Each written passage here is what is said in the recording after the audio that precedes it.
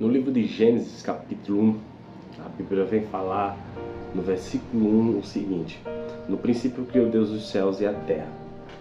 Ainda continuando no capítulo 1, no versículo 31, diz assim, e viu Deus tudo quanto tinha feito, e eis que era muito bom, e foi a tarde e a manhã, o dia sexto.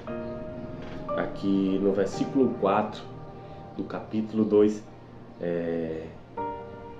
também está escrito: estas são as origens dos céus e da terra, quando foram criados, no dia em que o Senhor Deus fez a terra e os céus.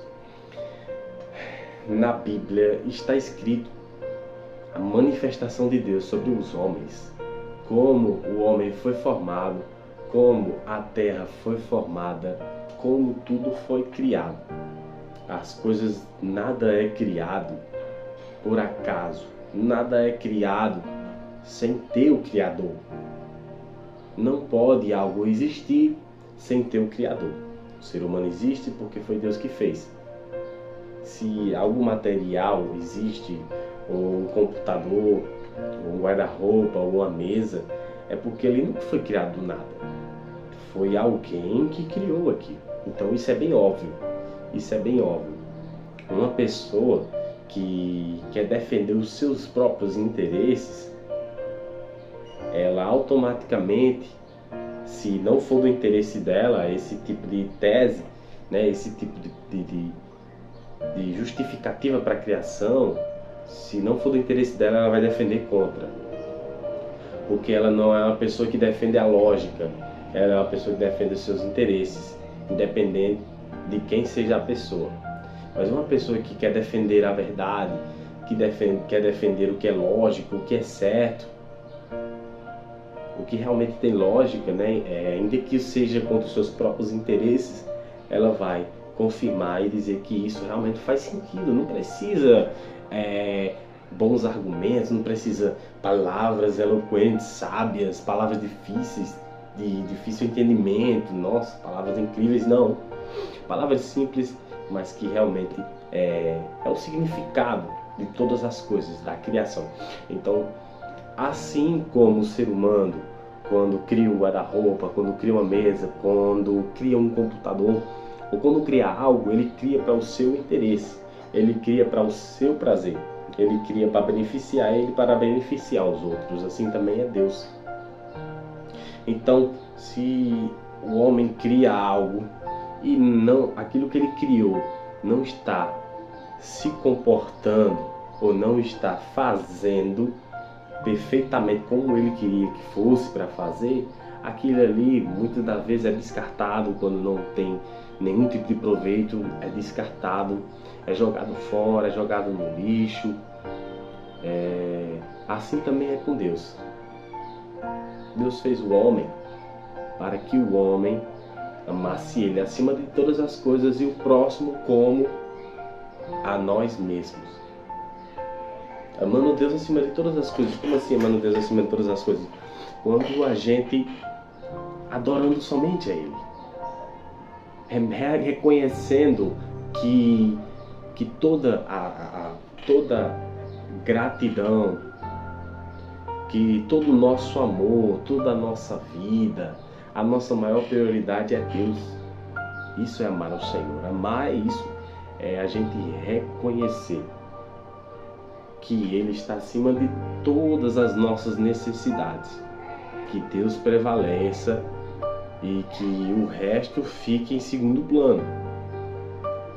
E amando o próximo é fazendo ao próximo aquilo que nós queremos que seja feito para nós. Ninguém quer se dar mal na vida. Ninguém quer ser prejudicado na vida. Ninguém quer que algo de ruim aconteça com ela. Então assim nós devemos também querer para o próximo. Ainda que nós façamos o mal, nós mesmos, de todo o coração, no fundo da nossa alma, a gente não vai querer sofrer o dano daquele mal que a gente fez. Então é assim também com as pessoas. Mesmo que as pessoas pratiquem algum mal contra a gente, mesmo que a pessoa venha nos prejudicar de alguma maneira, nós também não devemos prejudicar aquelas pessoas. Por isso que a Bíblia diz que pague o mal com o bem. Então isso é uma forma de demonstrarmos respeito a Deus, quando nós fazemos o bem às pessoas, mesmo elas nos fazendo mal. Isso é misericórdia. Então Deus nos fez para fazer isso, para fazer o bem às pessoas, para amar as pessoas, para adorar Ele acima de todas as coisas. Não devemos amar outra coisa acima de Deus. Deus tem que estar acima de tudo. Então devemos prestar conta a Deus, devemos prestar respeito a Ele, porque o Senhor está vendo tudo. Todas as coisas estão como se estivessem nuas diante dos olhos de Deus, a Bíblia fala. O Senhor sabe tudo, até da intenção do meu coração, do seu coração. Então devemos sempre viver essa vida tendo sempre essa reflexão que o que Deus está achando de mim? Se eu fizer isso, o que o Senhor achará? O que o Senhor acha sobre isso? Qual é a opinião de Deus? Está escrito na Bíblia, né? Ele é tão fiel que mesmo Ele não podendo aparecer, por Ele pode, a questão é que nós não resistiria, né? Devido à nossa maldade, os nossos pecados, a gente se destruiria por causa da santíssima santidade do Senhor, que é extremamente poderosa. E um pecador maldoso, porque o pecado é praticar maldades. E todos nós praticamos, seja grande, seja pequena, mas tudo isso é transgressão diante da lei do Senhor. Somos justificados por causa de Jesus Cristo. Então, por causa da santíssima santidade do Senhor, Ele não nos aparece. Mas assim, Ele deixou registrado em livros, nas Escrituras, foi escrita. E assim nós podemos ter revelação de quem Ele é. De realmente confirmar através dessas palavras o que já está dentro de nós. A lei do Senhor, ela já está dentro de todo ser humano. Quando a gente lê a Bíblia, a gente sente uma confirmação em nosso coração, em nosso ser, em nosso interior. A não ser que a gente, como eu já falei, viva pelos seus próprios prazeres e recuse isso.